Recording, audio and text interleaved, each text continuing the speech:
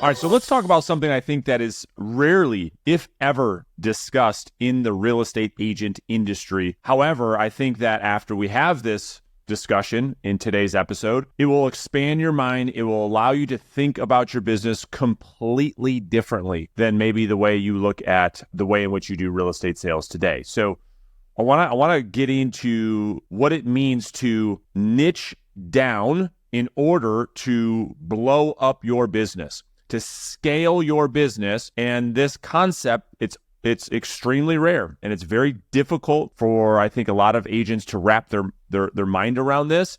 But I promise you, again, at the end of this video, I think that you'll just think about this a little bit differently. So let's start off with a question. Is it fair to assume that every single real estate agent, you and me and everybody else out there, wants a few things, right?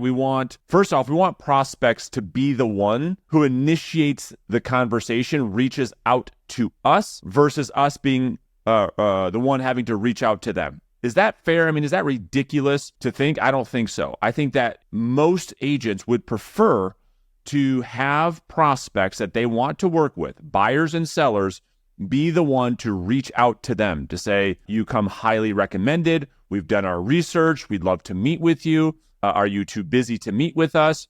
We would prefer that versus being the one to chase down prospects and have to convince them and persuade them to meet with us and then beg and plead for the business. We would prefer the former. That's number one. Number two, we also all want to be respected as the market authority when we're meeting with prospects.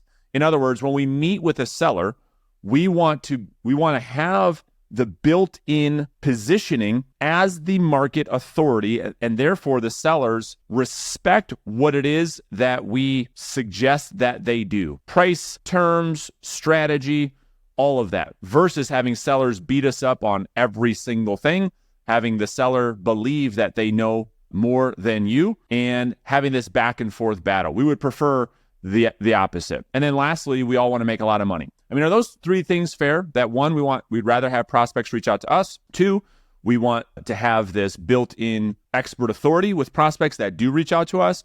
And we all want to earn a really good income. I mean, is that totally crazy to think? No, I think we all want that. Okay, so that's what we're talking about here. So first off, when we're talking about this idea of niching down to blow up, the first thing we have to look at is this idea of the specialist versus the generalist. Now, you all know all the analogies, so I'm not going to get too deep into this because I think you get it, but let's just look at a few examples, right? When you look at the medical profession, you've got the general family practitioner, and then you have the orthopedic surgeon. The orthopedic surgeon probably earns 10 to 20 times the amount of your family doctor that you go and see. They probably make 150, 180 grand a year. And the orthopedic surgeon probably makes $800, $900, $1 million per year. They specialize in doing one thing versus the generalist does all things. Okay, that's just a good example. Let's look at dentistry. You've got the general dentist that you go and see every day for your cleanings, fillings, things of that nature. And then you have an oral surgeon. Oral surgeon, the specialist, always earns more income. Let's look at an attorney. General attorney versus the divorce attorney. So this idea of specialist versus generalist is the first thing that we have to wrap our minds around. Most real estate agents, the vast majority, I would consider generalist, meaning they're going after anybody and everybody who wants to sell a home. And therein lies the pros and the cons. You see, the idea for an agent to niche down, they think, well, I don't want to just limit myself. I'd be losing all these other opportunities. However, we're going to talk about that in a second. The challenge with being the generalist is that oftentimes you're looked at as a commodity. Because you go after everybody, this is the perception that the consumer has of us, is that you're no different than all the other generalists, all the other real estate mules out there. And there's not a big difference between all of you. Unlike the specialist, there's a massive, massive difference. When you start to do some of the things that we talk about, the perception that the consumer will have of you will be completely different. So the first idea, and I know right now in this episode, you're saying, I don't know, Are you suggesting for a second that I say no to all these other opportunities and focus on just like one specific niche? Not yet. Just stick with me on this. The upside to being the specialist is exactly what we just talked about. Okay. And we're going to talk about some examples. Don't worry. We're going to get into all of that. When you are the specialist in a specific area of work, you can start to charge what I call value pricing versus commodity pricing. It's very difficult for you to position yourself and charge a premium for your services when the perception of the consumer is that you are no different. Now, you can make the argument and try to explain to the seller why you're different, but it's very difficult to change someone's perception. When you are the specialist and you're the only real estate agent in the market that does this type of work I'm going to explain in just a minute, you can charge a premium for the pricing because the perception is that you are the expert and therefore you can get me a better result. That's the value. Price is what you pay, value is what you get. So if you're the specialist and you're the only one in the marketplace, amongst all the other, let's call it, most markets have about 10,000 realtors. Of all 10,000 realtors, you're the only one who can get me this specific outcome, this specific tangible result that I'm after. That then justifies value pricing in the services that you offer, because you create a world where you have a competition of zero. That's the upside to niching way, way, way down, is you create a world or a marketplace of zero. Because right now, let's be honest, how often do you hear sellers tell you when you go and meet with the seller, you interview to take the listing, that they tell you, hey, we're going to go and meet with a couple of other agents and we'll get back to you? Probably almost every time, right? So creating a marketplace where there's a competition of zero is a massive upside because you're the only agent in the marketplace that does this type of work. The other thing is, we talked about it a little bit. It allows you, by niching way, way, way down, to attract versus chase. In other words, it doesn't take very long for the marketplace to find out who is the real expert in this specific area of real estate, and you become the go-to person, which allows you to build a business that attracts clients to you and helps you to do a lot less of the chasing. And my favorite part, it allows you to be the one who can be more selective in the clients you decide to work with versus the opposite. I know it's crazy. To think about that you as a real estate agent are the one selecting the clients, and the client not only being the one who gets to select you. You get that opportunity when you can really, really niche down. So what am I talking about here? All right. So let's really focus on some examples, and I have all this make sense for you. So let's first off talking about divorce real estate. Okay. So this would be an example of you niching way, way, way, way down. All right. I want to talk about the first concept. The first concept was, I said, most of real estate agents get concerned if they were to niche way down. They think to themselves, well, wait a minute, I'd be losing all these opportunities. And so that's what creates this world of being a jack of all trades, master of none, and you just being a commodity. Versus, let's just pretend for a second, okay? Let's just pretend. You don't have to do anything. It's your life. It's your business. But let's just play a game. Let's just pretend that all you did was divorce real estate. And I'm not even suggesting that you do that. I want to just play a game. If you look into your public records right now, okay, your public records just in your little city, in your little market that you live in, that you work in, what you would find is thousands of divorce cases that are in the court system right now. That's what you would find. And so my question for you is, that one example, that one little niche inside of your business, niching way down versus going after everybody who wants to buy or sell a house, you go after one little segment of the marketplace. How valuable that could be for you. If you were the agent, the only agent, because let's be honest, I mean, how many agents do you know that only do divorce real estate? How many do you know? Honestly, be honest. Probably don't know any, right? And so when you can become the specialist in a niche like divorce real estate, where judges in the divorce court are calling upon you as an expert witness, your business changes forever. When divorce attorneys, when you have the reputation to navigate a very difficult transaction like divorce real estate is, the general practitioner screws it up all the time. This is why divorce attorneys are very nervous when realtors get involved. Judges are very nervous when an amateur realtor gets involved with a divorce case and they don't know what they don't know. That's the downside of a generalist. But when you're a specialist, you see the market comes to you. The market, when you have this built-in market authority around a specific niche, you can have a judge call you in as an expert witness for testimony in a divorce case. And you can have divorce attorneys inside of your market referring you to all of their clients by the droves, by the way, because you created this competition of zero. You've become the specialist in the market. That's an example, okay? Let me give you another example. Probate real estate. Just like divorce, it requires a level of expertise that the general real estate agent, the one out there just helping, mom and dad sell and buy and Uncle John, the generalist has no clue how the probate real estate process works. They have no clue. And when you do, you create a market of none, a market of zero, when you can go to a probate attorney and work with a probate attorney and help navigate that estate from the process of getting the real estate sold so that the estate could be settled. You create value in the marketplace. Okay, let's keep going. Let me give you a couple more examples. What about working with seniors that are specifically transitioning in life out of their home into an assisted living?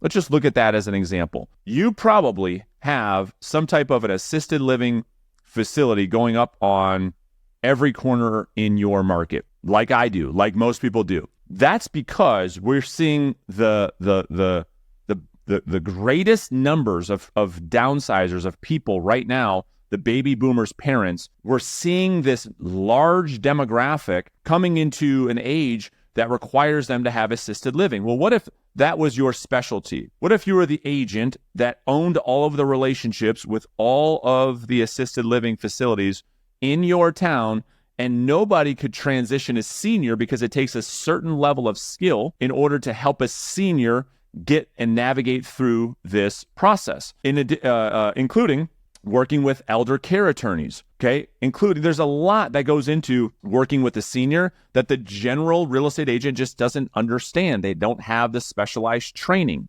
inside of that specific nuance of real estate. So imagine a world, you build a brand as the specialist, that there's no better agent in your market that can help a senior transition from their primary residence into assisted living, and all the nuance that goes in between that move. It doesn't take long. It doesn't take very long for all of the sales managers at all of the assisted living firms to start referring you all of the business, and you becoming the go-to real estate agent for this specific occurrence in someone's life. Okay, let's keep going.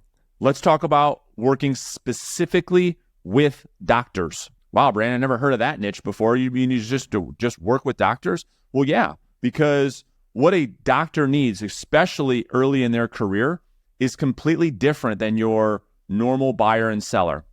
There are special doctor financing. There is their schedule in which they have to deal with in order to work with a physician when they're working 100 hours a week. And what you can do when you specialize in doctor loans and serving those that are purchasing of real estate in the medical profession, it doesn't take very long for the local hospitals to call upon you to have you be part of their benefit package for their physicians.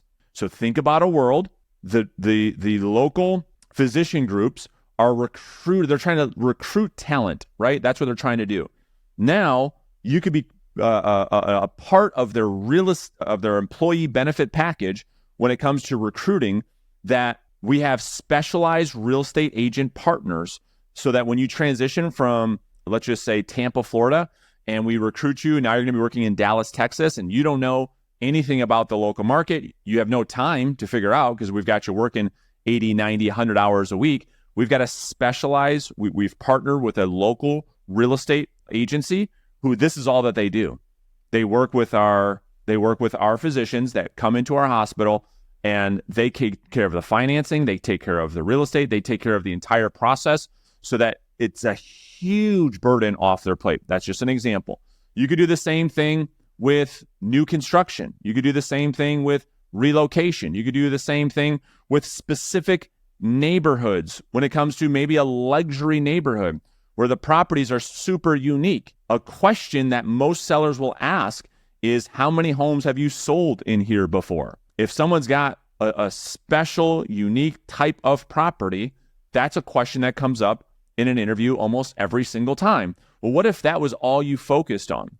Was this type of property set that all you focused on, and I'm just making this up, was high-rise luxury condominiums? That's what your sales practice was built on. The level, the depth of conversation you can have with a homeowner would be unmatched by any general practitioner that just helps everybody. Now, let me just be really clear. And there's many more niches. I just want to open your mind up to some of these, okay?